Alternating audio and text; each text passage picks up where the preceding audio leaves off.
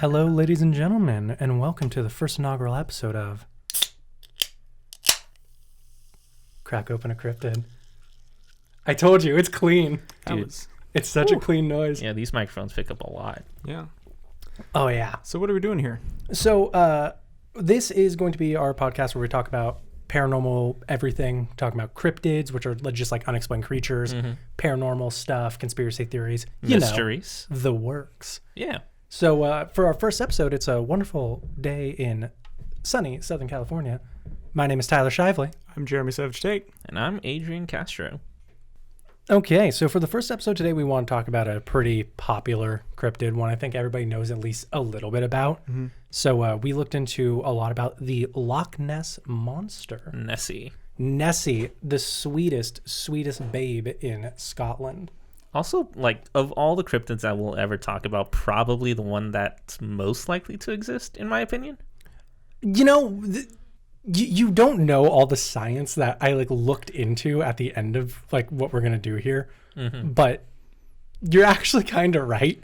I'm just saying, I talked about this with my boss. My boss does not believe in any of this stuff. He's super he's very hard to convince. Big skeptic. Big skeptic. Share that.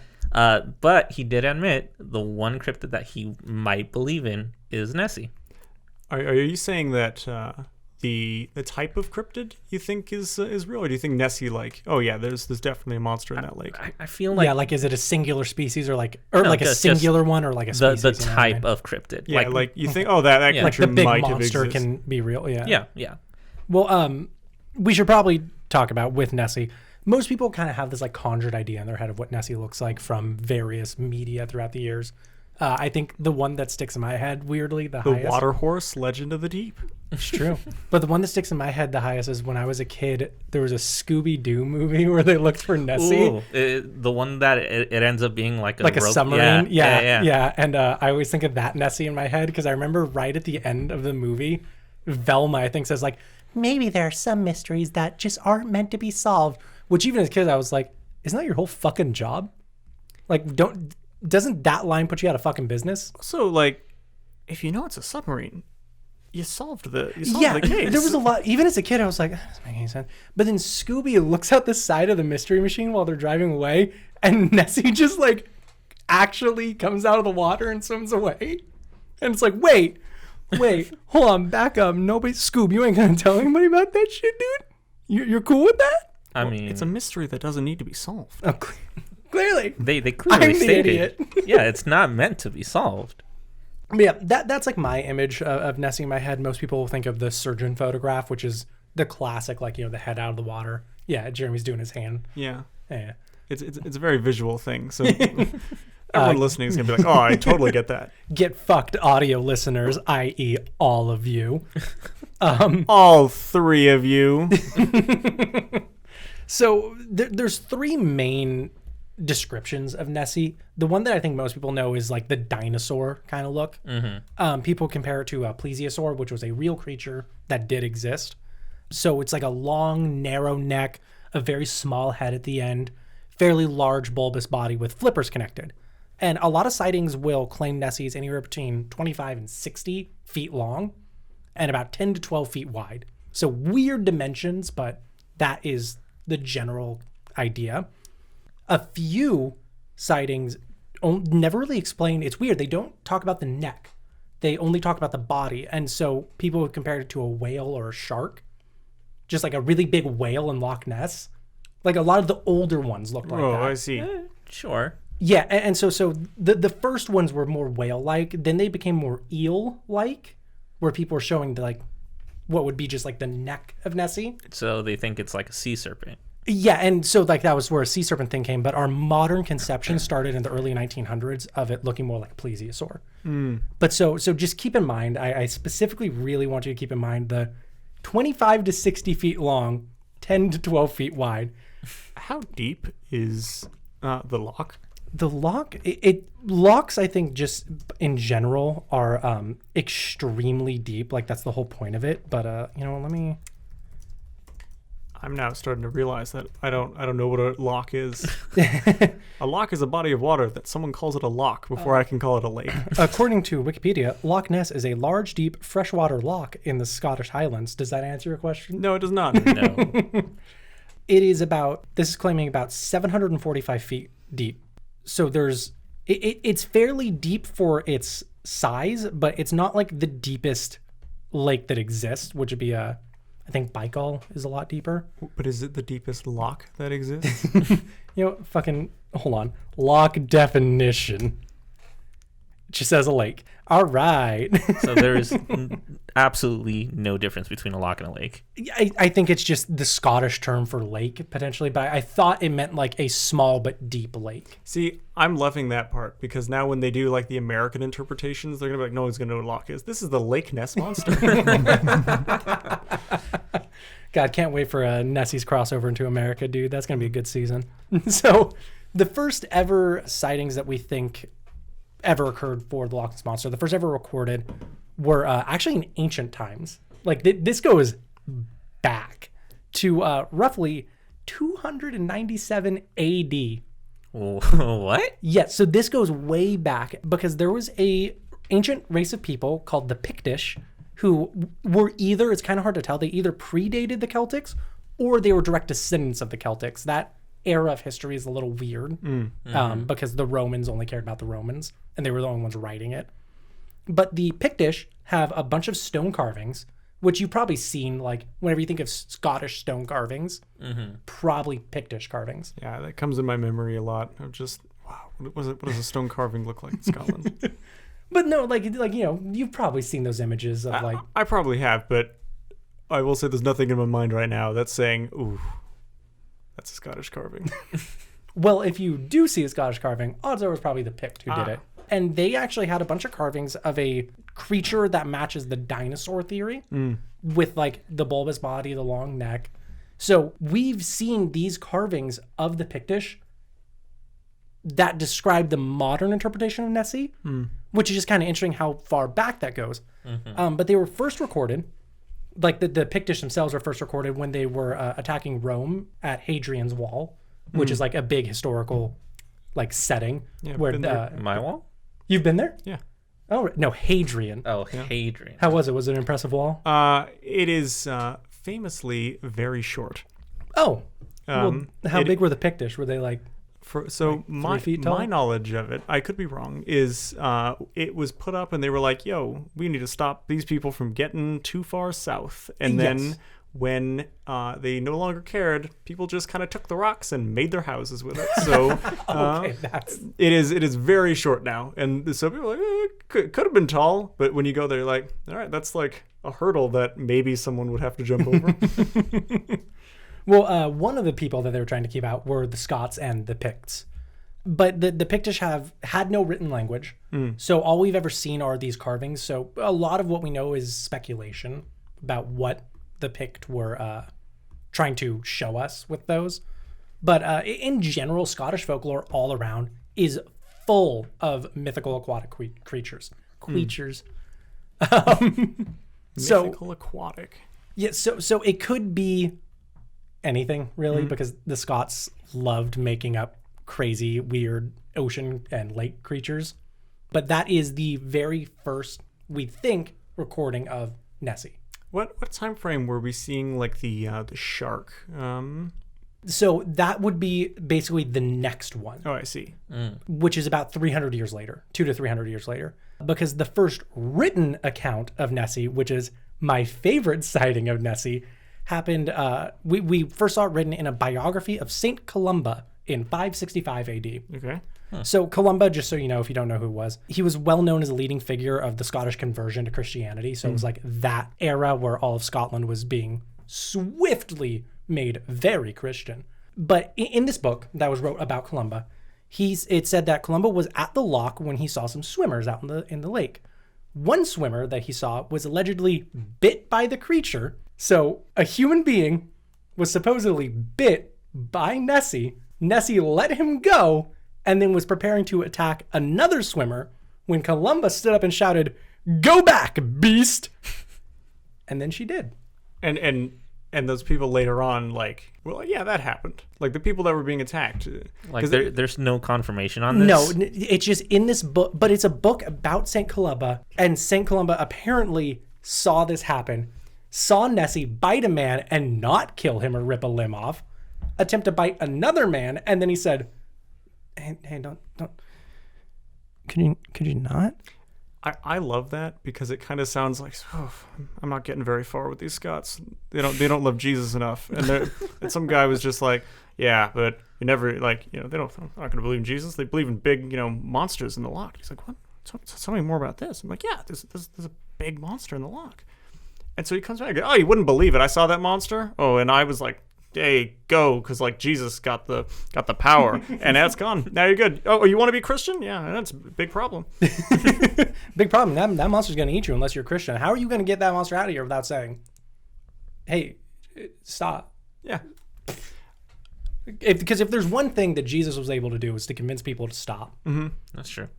While he was up on that cross, he was like, hey guys, we're stopping, right? Oh, you're just putting me up. Okay. No, because he was speaking Hebrew and they only spoke Latin. I think. I'm surprised you don't know that. Yeah, whatever. But so St. Columba apparently saw the creature and he said, "Go back, beast." And that worked so well that very few people saw it for the next 1,400 years. That guy deserved to be a saint. Honestly, though, dude. Now, one of the next huge sighting was around 1933 when a big road was built on the side, on like the coast of the loch. Before the loch was like in the wilderness. Right. But in 1933, they finally built a big ass road. The same one the Mystery Machine rolled down. Sorry, wait, hold on. There was a point in time where the lake was just kind of in the middle of nowhere. Yes. So why was St. Columba there? Yeah. I have no goddamn idea. Why was anyone there? It's like, hey, don't go too far north because that's where the Loch Ness Monster is. It's like, have you seen it? No, I just wanted to go swimming. Yeah. I don't go that far because that's where the Loch Ness Monster is. No one goes up that far. We don't go to town. Just this fucking weirdo St. Columba. You know he told it to leave? Is the loch like there's no connections to the ocean? Or there's no clear connection to the ocean. There actually are some theories about Nessie, how there are underwater caverns that do lead to the ocean. Oh. Because we do know that Loch Ness is filled with just crazy underwater caverns. Like there's a labyrinth under Lost Neck. Lost Neck? Oh. Lost the Lost Neck Monster. So in 1933, a large road was built on the edge of Lost Neck. Why do I keep saying it? There was a big ass road. So there was this big old road giving a really good view of the loch. And so, of course, a lot more traffic was coming through. And so more sightings began to appear.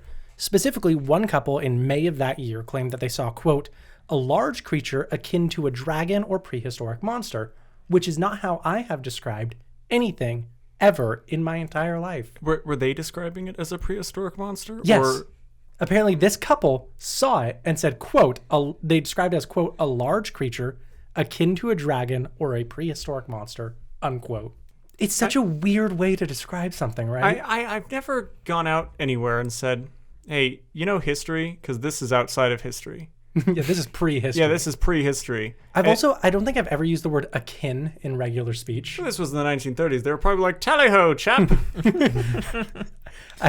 Wrong country. They weren't too fond of the country you're emulating. Well, here's the thing. They were tourists. Oh, of course. It doesn't say there, but I'm pretty sure they're tourists, and they drove down on their penny farthing bicycle. Of course. And they saw a creature akin to a dragon or a large prehistoric monster. I know this story. Yeah, you were there. You were there, weren't you? Yeah. But they said they saw this creature rolling across the surface of the loch. So newspapers in the area did what newspapers do best, which is run speculative sensationalist claims throughout all of Scotland. I was really worried because you looked at me and I was now suddenly thinking like, what do newspapers do best? Like I thought there was a question being thrown at me.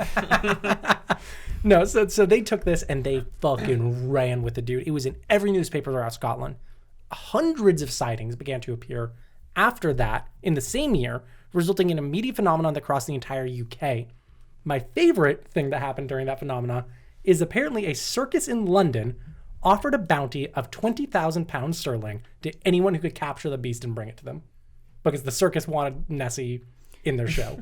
I'm just imagining this, like, they hear it's like, it's 60 feet long, it's 12 feet wide, and they're like, throw out the truck. Yeah. Drive it down if you can. Well, I actually did the math here, by the way, All right. because I was fascinated. 20,000 pounds sterling is roughly 26,000 American dollars, but that's without an adjustment for inflation. So I did the inflation math from 1930 to today, which means that 20,000 pounds was roughly 1,316 pounds today, or about $1,704,000. How the hell does a circus in 1930 have that much Well, money? this is Circus was adjusted for banging. inflation, right? But still, that's an insane amount of cash, and we're all going to Scotland. Yeah, I but mean, obviously. Because I never read anything about them revoking that offer. Oh, I see. Is it still around? I have no idea, but Oh. they owe us money Yeah, because when we find Nessie. yeah, we've seen it. We're like, there's an underground like tube or something that it can go Yeah, through. of course. And we trapped the tube, and we have Nessie sitting there. We're just waiting for the wire transfer. Yeah, Yeah, obviously. That's why we started this, because we wanted to bring Nessie on the show. and but she refused. we're telling everyone our plan right ahead of time, right before we do it, just because it'll be that much more impressive. Yeah, because people are going to be like, these guys don't have Nessie. Well, joke's on you. We got her. Yeah. And she's just in the other room, all right? She's sipping on an ice cold beer, Yeah. playing the Nintendo 64. She's really bad at Star Fox, but she's trying. And I know what everyone else is thinking. Wow, that room's at least 12 foot by 60 foot long. It is not. It is not. She is cramped. And that's also accounting for the TV and the. And then 64, yes, of course. And the beer. I don't know. I told her not to bring the beer in, but she insisted. All right then. She's an alcoholic, and we need to have an intervention. I mean, I don't see what the problem is, but You're also an alcoholic. This actually is a ruse. This is not a podcast. This is our intervention. drats. But in the meantime, What year are we on right now? this is in 1930? 1933. Eesh. Man, Germany was about to do some wild stuff that was going to distract us from Nessie for a while. Exactly. But before that happened, in December of 1933 specifically, a newspaper known as the Daily Mail hired a local big game hunter to find Nessie. Can you guess the name of this Theodore man? Roosevelt. Am I right? No. Oh, But, oh my God, that's pretty good. I was just looked at again. I was like, oh, I have to know this one. No, I'm surprised you didn't guess his name, because it's a very common name. I'm sure we've all known someone named this. His name was Marmaduke Wetherell. Huh. Well, obviously, like with a name like that, you have to be a big game hunter. That's exactly what I thought when I was researching it. When I saw his name, I was like, well, yeah, of course they would hire a man named Marmaduke Wetherell. Yeah. How could they not? If you had any Who other were they name. gonna hire? Yeah. John Smith? Mm-hmm. I was gonna say John Stamos for some reason. If we can't get Wetherell, Stamos is coming in, and that's for sure. Yeah, no, Stamos is on retainer. Mm-hmm. So Marmaduke went ahead and tracked the creature across the shores and discovered a set of footprints. Notice, this is the first time footprints have ever been described with the creature.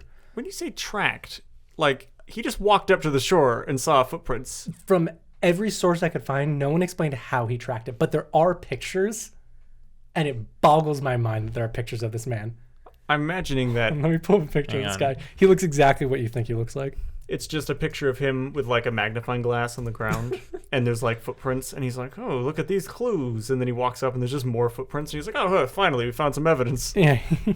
There's Yeah. a picture of Marmaduke Wetherell right there. That I expected him to have mutton chops, though. I expected him just to have like a blunderbuss that he just held on his shoulder at all time. He was just going to shoot it. Mm-hmm. He throws a pheasant into the air and then shoots it at like the start of every conversation. Yeah, but this time he threw the pheasant and Nessie jumped up and got it. And I usually shoot those, but I didn't, and now I'm upset 'cause I almost got Nessie. So he tracked the creature across the shore, and he described her from looking at the footprints. He said that the creature must be, quote, a very powerful, soft-footed animal about 6 meters long, which is about 20 feet. The Daily, Thank you. Yeah. The Daily Mail took the story and they ran with it, posting the headline, quote, Monster of Loch Ness is not a legend, but a fact. Interesting. They had an American voice. The Daily Mail was run by Teddy Roosevelt, actually. Very soon after the story ran, the Natural History Museum made a study of the footprints and determined that every footprint he found was exactly identical, and so they had to be man-made, unless the creature has 1 foot and is hopping, kind of thing. But they were all exactly the same. As in, like, he stamped. Well, yes, but the way that they said he stamped it absolutely boggles my mind, because I don't know how they got this, but they determined that the tracks were made, quote, with an umbrella stand or ashtray that had a stuffed hippopotamus leg at the base. What? I'm starting to think that ashtrays looked a little different back then. and I just want to throw out, where the fuck did this dude get a hippopotamus leg? He's in Scotland. Well, he probably brought it with him because he was probably like, might not find Nessie. But and he had an extra umbrella stand laying around, and so he was like, all right, better shove that in. He just showed up, and he's like, you wouldn't believe I found all these footprints. Like, what's that umbrella stand? And that foot from, was that a rhinoceros over there? He's like, oh, don't worry about those. That's how I found the footprints. God. Yeah, I think Nessie ate the hippopotamus and forgot her umbrella stand. So I was just doing the Lord's work, frankly, like St. Columba. After all that came out, the Daily Mail absolutely blacklisted Marmaduke. They shit on him constantly. Everybody hated this guy. But the Natural History Museum did say that they could not determine whether or not Marmaduke was in on the hoax. As in, like someone else could have. Yes, so someone else could have put the prints out there, and then Marmaduke found the prints and he was tricked. Or Marmaduke made the prints. Nobody could determine whether or not this dude was in on it. But I mean, I feel like someone in Scotland has a stuffed hippopotamus foot. That's what we do know. I feel like if he's like really such a a world-renowned hunter, yeah, I feel like he would know the difference. Like what a hippopotamus foot looks like, right? He's a big game hunter. Like, what else do they hunt? Well, that's another thing is, like, if they're stamped out, I imagine, like, I don't know a huge amount about hunting because, like, I've never hunted. But when you look at a footprint, they're always like, ooh, look at, like, how long the footprint is. That means it's moving quicker. He would have been like, okay, so yeah, these are all the same footprint, and they're all just, like, dead, right in the ground. They haven't been moving at all. Yeah, right. Like, he if he didn't notice, then he's a garbage big game hunter, right? I was thinking about that as well, and we'll actually get back to Mr. Marmaduke Wetherell later. He's part of the sequel of this story. There's actually an enormous conspiracy theory about Nessie that I don't think anyone was prepared for, and it made me so excited when I found this. But before we get there, we have to talk about the most important sighting of Nessie, which has been known as the surgeon's photograph. So in 1934, 1 year later, Dr. Robert Kenneth Wilson took a photograph of what he believed to be the Loch Ness Monster. He actually took 4 photos, but only 2 of them came out, correctly. The most famous image of Nessie, which is the one with her head and neck peeking out from the loch, if you could give us that visual representation again. There it is. Thank you, for all the audience in the back. Like make your hand look like a sock puppet. That's you've seen the picture. That became the most famous image of Nessie ever. The second photo that he had that came out correctly showed her diving, but it was too blurry to get very much popularity. The other 2, the exposures were ruined, and so they didn't really come out.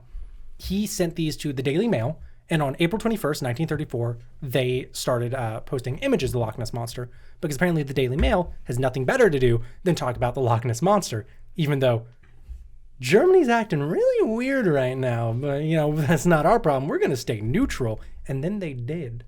I feel like there was time in the whole year to talk about Nessie. Like, they weren't like, every minute of every day needs to be Germany right now. Well, I feel like history maybe will prove them wrong. Past that point, Wilson actually refused to become associated with the image. He didn't want his name run. He didn't want his name anywhere associated with the image. So he instead dubbed it the surgeon's photograph, which I find interesting because Wilson was a gynecologist. But not a surgeon. Not from what I could find. That's a little odd. I mean, did he choose? He called it the surgeon's photograph.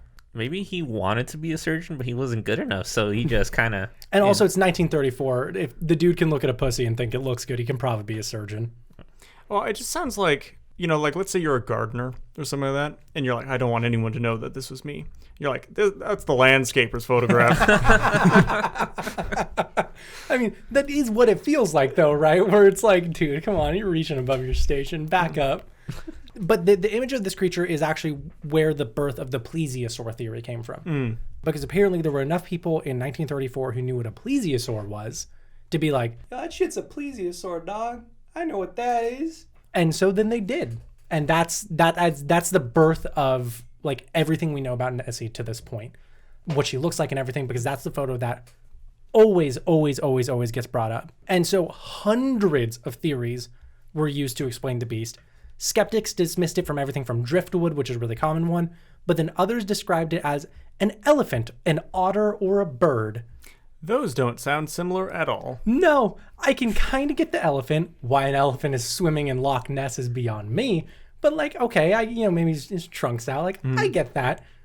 I don't understand the otter. The otter, I don't get. The otter's the one that ruins me. It's like, well, the otter just stood up and was stepping out of, onto the beach. It was actually Otter Jesus. He was doing the walk on water technique that human Jesus did. Okay, yeah, that makes sense now. Yeah, he's Otter Jesus, so he's a lot fuzzier and a lot cuter. Still brutally crucified, actually. It's a very incredible story. You should look it up. But the photo that we know isn't the entire image, like that zoomed in image of the visual technique. It's much wider out, right? Yes, actually that is correct. Yeah. The image is very cropped, that we know, but the actual image shows the other side of the loch clearly, and Nessie is very centralized in the loch, which is weird because that would show that Nessie is very small. And so this is where a lot of people started to be like, I don't know if that's real. Fast forward nearly 60 years to 1993. A documentary team who were trying to talk about the Loch Ness Monster ended up really looking into all four images. And what they found was a very small blemish in every photograph, a small white blemish, which they determined to be a nearby vessel that was towing the object that was Nessie. So they're already like, okay, it's a hoax, but why and how? And it also explained a lot of other weird things about the image, about how the ripples that are around Nessie don't make sense. The loch is very calm because it's not the ocean. And so why there were so many ripples, not emanating from Nessie, but around Nessie, was always a weird thing about that image, right? Well, if there was something towing it, then she would be in the wake, and that would explain the ripples. It would also show that if in that image that really was Nessie, she would be about 3 feet long. Yeah, that's a bit smaller than... That's a little bit smaller, yeah. And if that one bit that man and St. Columba said back off, I would understand that story. Yeah. Sure. So this documentary team was actually very open about what they found, and it was actually from a conspiracy theory from 1975 that they dug up. They didn't really widely report on this until 1994 when the documentary was about to be released a year later. So Wilson's photograph was actually of a small homemade submersible crafted by a man named Christian Sperling, the son-in-law of one Marmaduke Wetherell. What? I told you there's a conspiracy. Okay, so what did the son-in-law actually do? So Christian Sperling, the son-in-law, he built a small homemade submersible object because Wetherell was publicly humiliated by the Daily Mail when his footprints were found to be fake. So to get revenge, Wetherell conspired with his son-in-law, Sperling, who was a sculptor, that was his profession. He also enacted his own son, Ian Wetherell, who had a lot of money to buy the material to make this, and an insurance agent by the name of Maurice Chambers. Specifically about his crack team that I love is that Wetherell was like, I'm pissed. The newspaper made me look like a fucking idiot. So I'm going to go to my son. I'm going to take his money. I ain't going to spend any money on this shit. I'm going to get my daughter's husband to make me a little fucking weird creature. And this insurance agent, he's going to be there for the whole damn thing. Because he wouldn't pay for his own revenge. Yeah, it's kind of like Ocean's 11, but like everyone you get is like the absolute most subpar person you could get on the list.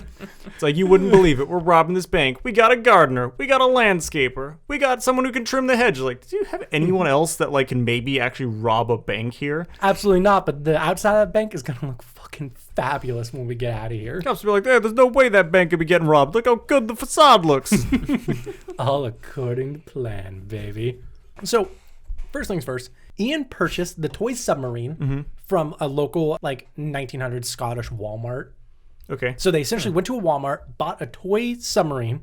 He gave it to Sperling, the son-in-law, who created the head and neck from wood putty, and then they photographed the result of it in the loch.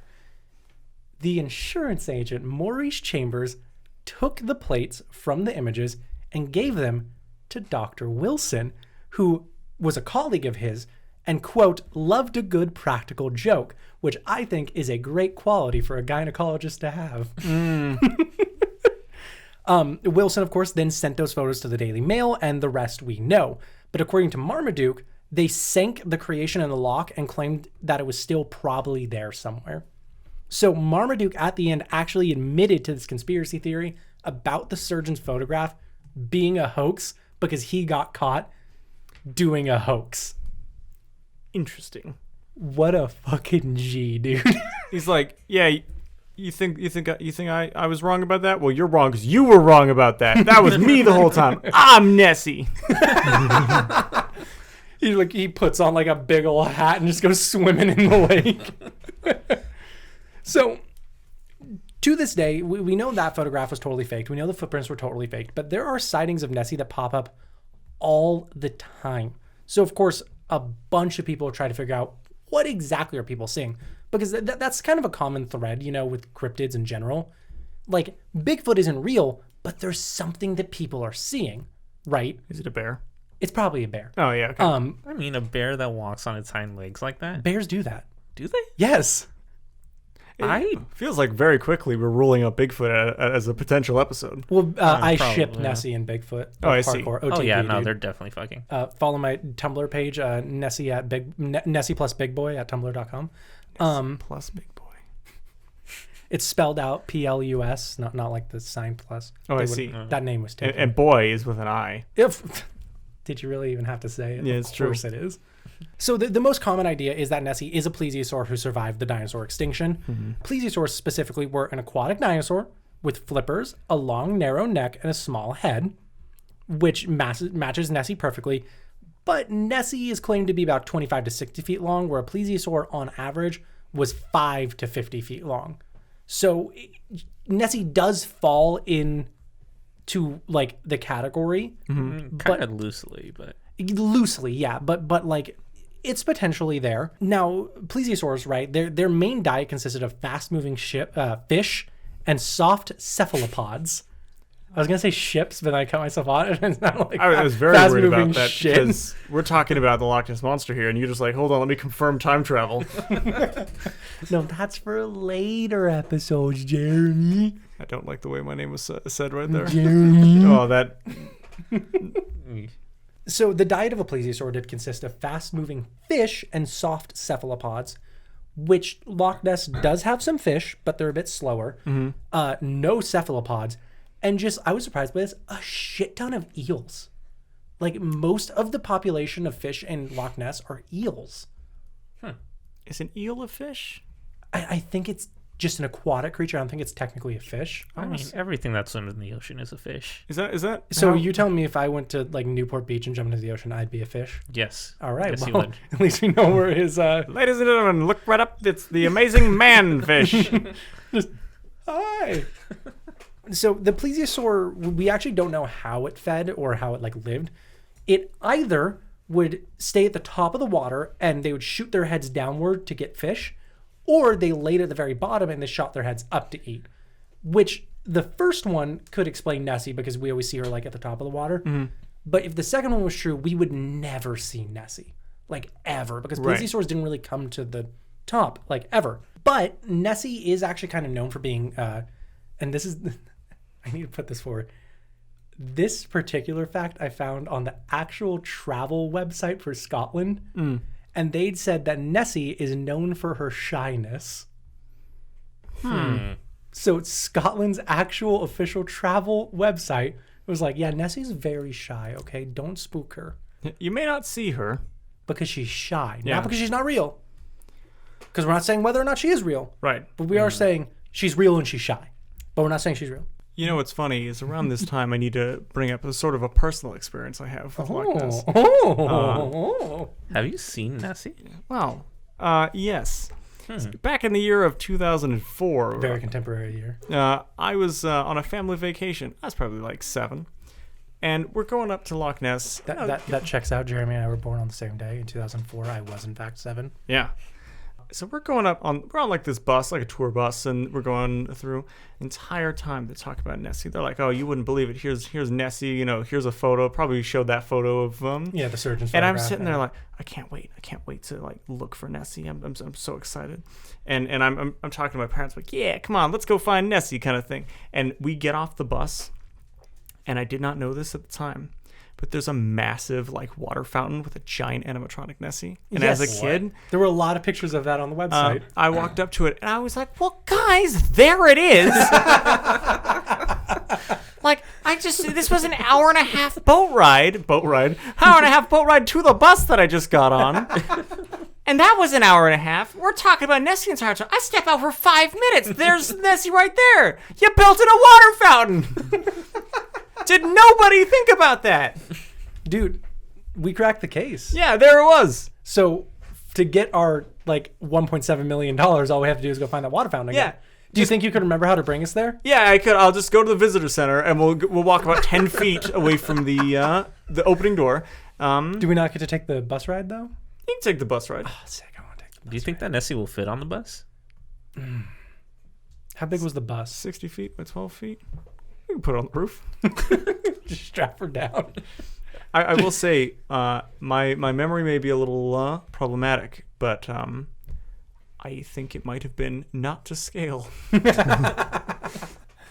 Shit, it's just a baby Nessie. You think they'll still pay 1.7 mil for that? We'll take half. So, of course, the modern archaeologists believe that plesiosaurs' necks were actually very rigid, which would fit with your animatronic Nessie for sure, probably very rigid. But most sightings of Nessie show that she's extremely flexible. Now, fossils of plesiosaurs, I thought this was interesting. They have been found all over the world, but primarily located around the UK. So, plesiosaurs actually did roam that area when they were alive. I just smacked the table and my hand hurts. So this does lend to the theory that Nessie is not like a species, but it's like a lone survivor type deal because they did live there. But another one of the theories is that Nessie might just be a big ol' fucking fish, dude. That sounds like an eel. Like someone sees an eel and they're like, "Did you know there were eels in here?" And I was like, Hold that fucking thought. I will hold that thought. But before we get to the eel theory, We're just going to bring up a fact. If it's like, you wouldn't believe it. Every single person that's seen it said, it wasn't an eel. I know what eels look like, and it looked nothing like that. so one of the common ideas is that maybe Nessie is just a really big fucking fish because catfish can grow extremely big. Well, like 60 feet by 12 feet? Not 60 feet by 12 feet, but 11 feet and nearly 700 pounds. That's a lot bigger than I thought. Yeah. Yeah, right. Like catfish can get huge. Now, hold that thought, because sturgeon can grow to a record of 24 feet long and over 3,000 pounds, which does fall in the Nessie territory. Jeremy is struggling with this information. I'm just thinking about all the times that I have had to figure out a reason why I couldn't go fishing with different people. And now I'm thinking, wow, the boat could have been eaten by a sturgeon. On that note, some experts actually believe that Nessie sightings are just enormous catfish or sturgeon because the loch's size and population could actually allow for a fish to get that big. Like, have you ever seen koi fish? I have seen koi fish. Koi fish, generally speaking, will be a certain size related to the like the volume of their of where they're kept. So if you keep a koi fish in a very large place, the koi fish is more likely to get bigger and bigger. Now, koi fish explicitly show that trait of fish, but most fish kind of follow that concept of like, if I'm in a bigger area with enough food, enough space, I will get as big as I possibly can. Which to me thinks that we can never let a koi fish get into the ocean, because then we'll have an actual sea monster. Yeah, it sounds like it's going to get too powerful. It'll be way too powerful for us, and Lovecraft was right in the end. Yeah. The fish are to be feared.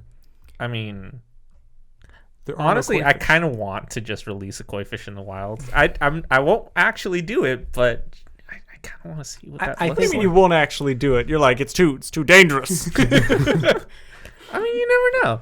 Adrian, you've read a lot of Lovecraft. Are you telling me that when you came up with the idea of what Cthulhu looked like, did you think of a large squid man, or did you think of a big fucking koi fish? I mean, obviously a big koi fish. Obviously, everyone thinks Cthulhu looks like a big koi fish. Yeah, that was my memory of it. Yeah. I'm just imagining us all sitting on a boat, probably complaining about fishing. I don't know what your guys' opinions of fishing are. I fucking hate it. And then we're like, you guys got the koi fish? Because we're going to throw it in the water. It's Cthulhu time. We toss it in like a seagull just immediately goes and picks up. Oh, that's why we don't have massive koi fish. Also, I believe they can't survive in salt water, which we're lucky they can't. Oh, so there are no koi fish just in general in the ocean? I believe koi fish are all freshwater fish. So don't hold me to that, though. I didn't research that.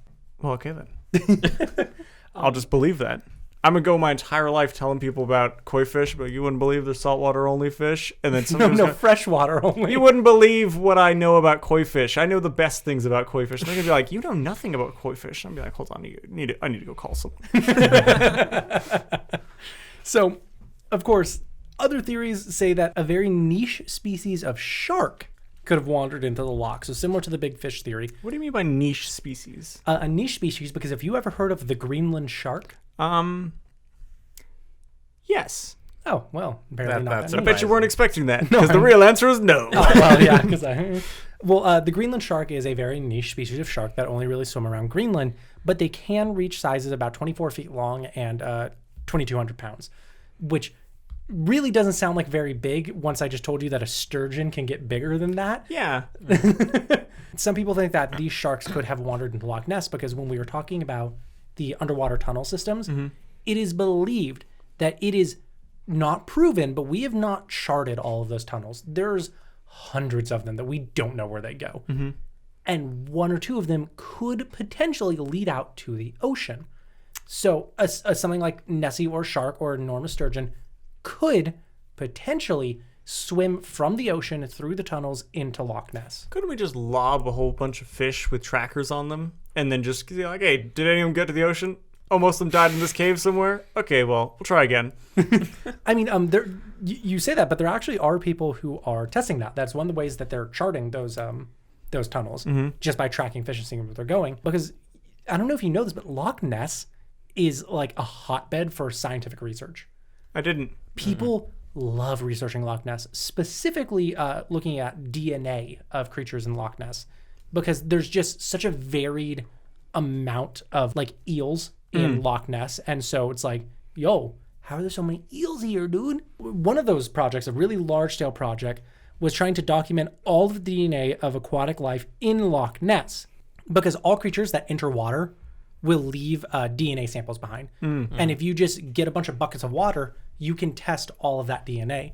Like we could know if Adrian swam in Loch Ness recently. I would never, but...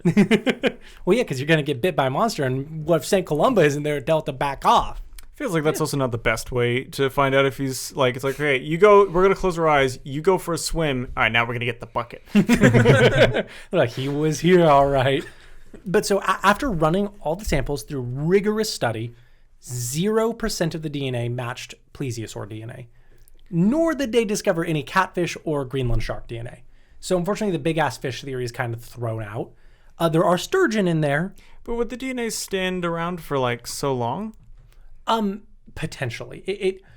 If you take like samples from the bottom of the loch, they could have old calcified DNA essentially. But they didn't find anything for that. But what if a fish was doing like a drive-by in the lake? It just went in, said hello, and then it left. Potentially, yes, you could potentially get that DNA. Huh. It's crazy. There was so much more that I left out about this because I thought it was fascinating, but didn't really fit. But what they did find was a shit ton of eel DNA. So, Jeremy, if we took the big ass fish theory and applied it to an eel, A large eel. it could be. Allele, if you will. It's true. That is what they're called. That is a scientific term. Yeah. What? Allele, a large eel. Huh. What, do you doubt my scientific knowledge No, about I eels? don't. I just think that that's kind of the Is he least. doubting my scientific knowledge about eels? I think he's doubting all scientific knowledge. I mean, no. Just Tyler's scientific knowledge about eels specifically. What about my scientific knowledge about eels? Oh, no. I trust that you know plenty about They're eels. called leels, apparently. Eels. Okay, great. Oh, I didn't know that. Yeah. Wow, that's fascinating. Wow. So what's weird is that we actually do have a slew of excerpts. What is happening to me? Oh, that's just what happens when you talk about the Loch Ness Monster for too long. Oh, is it like Leal DNA getting in my brain and giving me a stroke? Yeah. I mean, it could be either that or like Nessie's actually just some Lovecraftian creature that's messing with your mind or something. Well, no, talk because about the we know Loch that Ness. Lovecraftian creatures are all giant koi fish, and nobody said that Nessie was a koi fish. Wait. Do you think Nobody Nessie said that Nessie was a koi fish. Do you think Nessie could be a koi fish? I wouldn't rule it out. Is Loch Ness saltwater? Because I learned recently I may not do well there. I have no idea. Okay. I believe it's freshwater. How's it fresh water, but it's connected to the ocean? I know that's probably a question that someone in the audience is like, what a fucking stupid question that was. Well, I don't actually super know this, but from my understanding, saltwater and freshwater, it's something like they have different densities. So freshwater can contact saltwater but not mix. Like, if that makes sense. Telling me that if I have a glass of salt water and a glass of regular water. Well, no, because that's such a small amount that it would just be soluble. Oh, I see. But in large quantities, if a lake touches an ocean, but from only a small point of ingress, it'll like be fine. Like, Well, that's how you get like underwater lakes and shit. Yeah, right? I believe that's how that works. Because do you know about that underwater lakes? I've seen SpongeBob. I've seen the Goo lagoon. of course, yeah, of course. Which is, I'm pretty sure, just a tar pit. Is that what that is? I'm pretty sure it's a tar pit. That's That's episode 2, Jeremy. Yeah. The science of SpongeBob. Every week the podcast is something that you just weren't expecting. Yeah. One day we do Nessie. One day we do SpongeBob. Another day we talk about Jeremy's weird fetishes. But whatever happens, baby. Yeah, I'm a little worried because the list I think is gonna be longer than an hour. That might be a two-parter. It's gonna be a two-parter, obviously. But yeah, so there actually is the enormous eel theory because mutations do exist in nature that can amplify the size of the creature to potentially the size of the Loch Ness Monster. And in fact, eels specifically in other parts of the world have portrayed that very mutation before. Not to that extent, but eels do get really, really big sometimes. So you were actually right earlier, like really early on when you're saying like, is Nessie just a big eel? Mm-hmm. That's the leading theory, that Nessie is just an enormous eel. I want to point out that I've had like an hour of information and I came up with the eel theory. Like if it's the leading theory, maybe, you spent years on the case. You're like, I think it might be an eel. It's like, maybe you shouldn't have it where just some random person can just come up with that same idea. What were you doing all those years in college? Here's the thing though. How long what's the lifespan of an eel? Like how long can an eel that size survive? 15 to 20 years, that's my guess. Because, I mean, if we've had sightings all the way back... Jeremy, he is an eel expert, dude. Wait, what? Once they reach sexual maturity, again, one of Jeremy's fetishes, they return... this is about the American eel, though. They return to the Sargasso Sea to spawn and die. That's a weird way to write that. American eels usually live for at least 5 years, though some eels can reach 15 to 20 years old. Well, to be fair, that's a pretty big standard for most animals. Like if you're like, how long does this animal live? You're like 15, 20 years. You're like, oh, you're wrong, but there are a lot of animals that will live that long. All right, I'm going to go to scottishwildlifetrust.org.uk. And they do list eel under the fish category. I mean, it swims underwater. It's a fish. Oh, so if someone's swimming above What water, the fuck? 15 to 70 years. there's Okay. That's a long what do their ass- feet look like? Are they rhinoceros shaped? You know, you wouldn't believe this, but they're not. They're in fact hippopotamus shaped. No, I'm just picturing an eel that's like, oh, it just got out of the ocean, and it's like, well, everyone knows the tail of an eel is like a hippopotamus-shaped foot, so it could have just been bouncing there the entire time. yeah, Marmaduke didn't get an umbrella stand with a stuffed hippopotamus shirt. He just grabbed an eel from the lake and smacked it on the ground. And if famously, eel skeletons do kind of look like umbrella stands. I know I have an umbrella stand that looks a lot like an eel, so I'm probably gonna believe him on that. It does go back to the idea of like, did he bring the umbrella stand with him? It is the part that has been in. So I made this outline like a week ago, and my brain has just been filled with Marmaduke Wetherell and who this man is, and I need to know more about him because why does he have a stuffed hippopotamus foot? Yeah. Why didn't he pay for the submarine? Why did he make his son pay for it? What's a toy submarine? It was a toy submarine. Like he could just go to the store and buy a submarine? Yeah, he basically went to Walmart and bought a toy submarine, but he was like, no, son, you buy it. Well, maybe it was more of a situation where like, you know, you're at a toy store and you're buying like a cool Lego set. Like, Obviously. you know, we've all been there. Yeah, like an X-wing. Sure. Yeah, and you buy like a small set because you're like, this one's for my nephew, and you don't have a nephew. Yeah, like the $15, $20 one.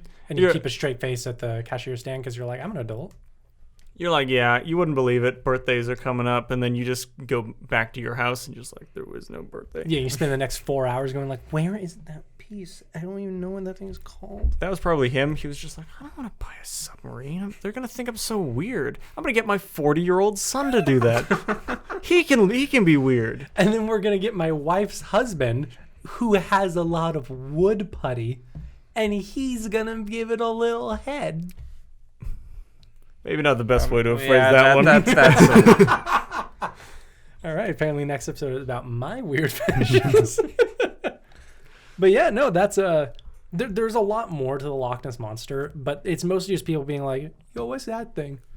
But yeah, those were like the three main sightings that We've only gone through 3 sightings? right, because Marmaduke's thing is insane, and I had to make that the biggest chunk of the episode because when people think about the Loch Ness Monster, they're like, yeah, it's just a cryptid. There's no conspiracy theory, but there was. Yeah. It does feel like we're like, could this be real? And the answer is no. Yeah, You don't think so? I think it's a big eel with a hippopotamus foot. I think that's all I got from this episode is just how hippopotamus-like foot can you get on an eel? you know what? We're gonna have to go out and buy a bunch of eels, and in like 70 years' time, we'll tell you how many of them look like hippopotamus feet by the end of it. So Yeah, I'm down tune for that. in 70 years from now on the anniversary of this exact day. Today is November 5th, 2020. Nothing else is really happening right now. Nothing important happening in Nevada, clearly. Yeah. Not yet, at least. I mean, we're probably gonna have a civil war in like a month or so, but like, But we'll get the eels before that because they're going to be on cheap, because who's going to buy an eel during a civil war? See, this is totally unrelated, but the other day I just read a headline, and it was something along the lines of, the star Beetlejuice is maybe closer than we thought.